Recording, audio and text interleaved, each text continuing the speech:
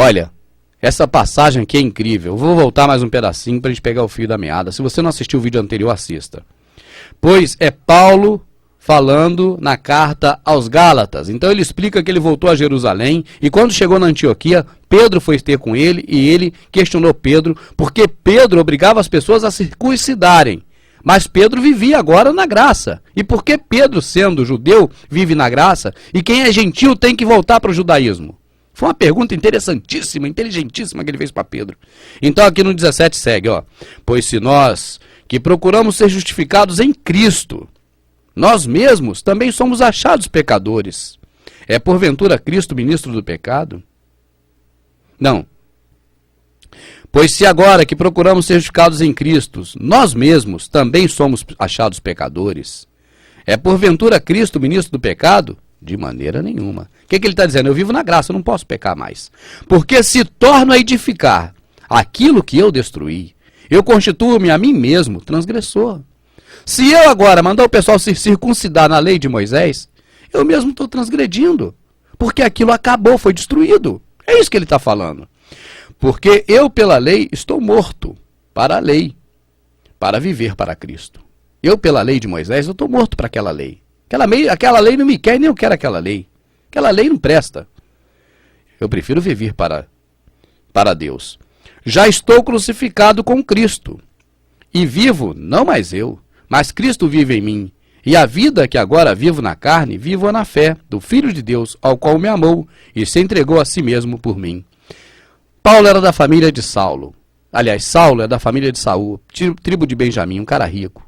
Estudou nos melhores colégios, foi aluno de Gamaliel, tinha cidadania romana, coisas que poucos judeus tinham. Mas agora tudo isso, da lei de Moisés, estava crucificado em Cristo Jesus, com ele. É isso que ele está falando. Não aniquilo a graça de Deus, porque se a justiça provém da lei, segue-se que Cristo morreu debalde. Essa aqui é a chave. Meu amado, se eu não aniquilo a graça, quem volta para Moisés, quem serve aos tabernáculos, quem fica apoiando entrada de arca na igreja, quem fica com aquela arquinha dentro de casa, com aquele talismã do diabo, dentro de casa, aqueles astarotes que a Bíblia chama, aqueles diabinhos, mas é o formato da arca. Que arca é o caramba, meu amado? A arca é Jesus, acabou a arca. Aquela arca sumiu, aquilo não existe mais. Aquilo não é nem lixo, aquilo sumiu. Aquele concerto foi fajuto. Aquilo não deu em nada. É isso que está falando a palavra o tempo todo, você não entende? E eu sou herege, que eu falo a verdade? Pô. Não aniquila a graça de Deus, porque se a justiça provém da lei, segue-se que Cristo morreu à toa. A justiça não vem da lei de Moisés não, meu amado. Se a justiça viesse da lei de Moisés, Jesus morreu à toa. Esquece lei de Moisés. Mas, o meu amado irmão Rubens, eu não entendo por que você fala tanto isso. Porque quando você está indo nos templos judaicos, nos templos, você está indo no templo judaico. Moisés, lei de Moisés. Você está subindo no monte para quê? Pode orar no monte? Pode sim, não tem problema. Pode orar em qualquer lugar, mas não por monte ser monte. Não pelo monte ser monte.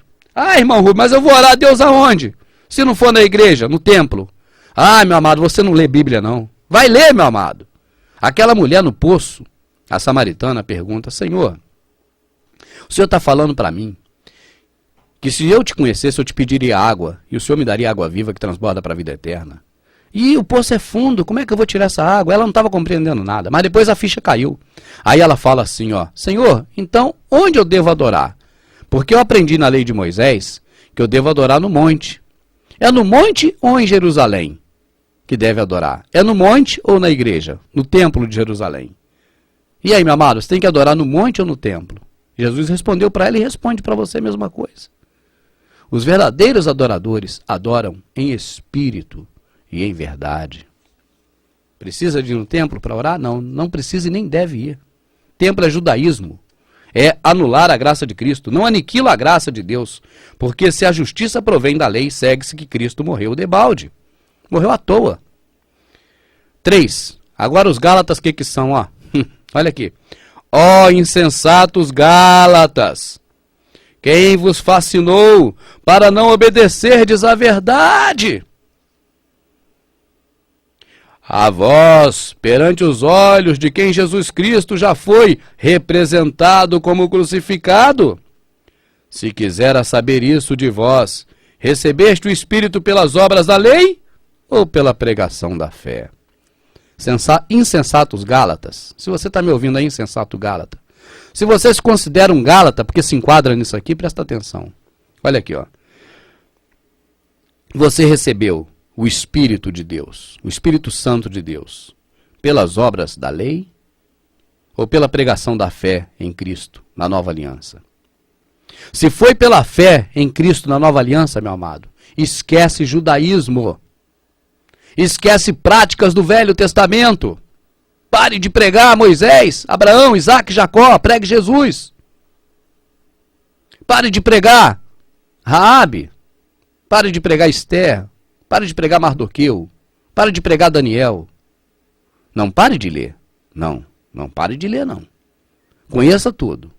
As profecias de Daniel são muito importantes. Conheça o Velho Testamento todo. Eu gosto de ler o Velho Testamento. Eu leio muito o Velho Testamento, mas não tem prática de vida para mim.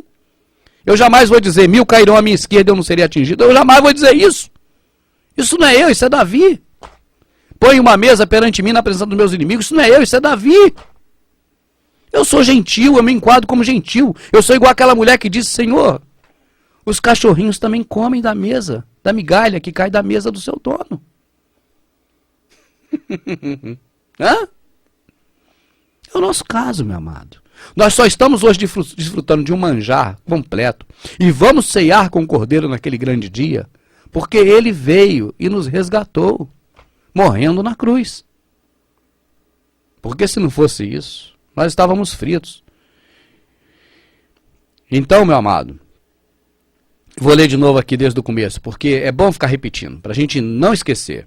Ó insensatos Gálatas, quem vos fascinou para não obedecerdes à verdade? A vós perante os olhos de quem Jesus Cristo já foi representado como crucificado? Só quisera saber isso de vós. Olha, eu quero saber isso. Recebestes o Espírito pelas obras da lei ou pela pregação da fé? Quero saber de você, Gálatas. Recebeu o Espírito Santo pelas obras da lei de Moisés?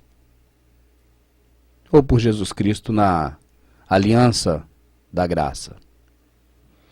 Sois vós tão insensatos que, tendo começado pelo Espírito, acabeis agora pela carne, pela lei de Moisés? A carne aqui é a lei de Moisés, meu amado. Será em vão que tenhais padecido tanto? Será que eu sofri tanto? Paulo falando. Será que eu apanhei, quase morri, fui apedrejado em vão? Será que vocês não entenderam nada? Se é que isso também foi em vão, aquele, pois, que vos dá o Espírito e que obra as maravilhas entre vós, fala-o pelas obras da lei ou pela pregação da fé? Assim como Abraão creu em Deus e isso lhe foi imputado como justiça, sabei, pois, que os que são da fé são filhos de Abraão. Ora, tendo a Escritura, não é a Bíblia, viu, amado? Esquece Bíblia. Tendo a Escritura, Bíblia é um livro feito pelos padres. Apenas temos que consultar nesse livro as Escrituras. Ora, tendo as Escrituras, por que não está aqui a Bíblia, né? Ora, tendo a Escritura, porque não tinha Bíblia, meu amado. Isso foi invencionismo dos padres. Ora, tendo a Escritura prevista que Deus havia de justificar pela fé os gentios, anunciou primeiro o Evangelho a Abraão, dizendo, todas as nações serão benditas em ti. Eu tenho repetido isso aqui no vídeo exaustivamente. A única coisa que nós temos com Abraão é que a promessa de Deus a Abraão para os dias futuros em Jesus atinge a gente. Porque a fé que tinha Abraão de sair do meio da sua parentela representava a igreja. Olha, meu amado, não esquece disso. O Velho Testamento é sombra das coisas futuras.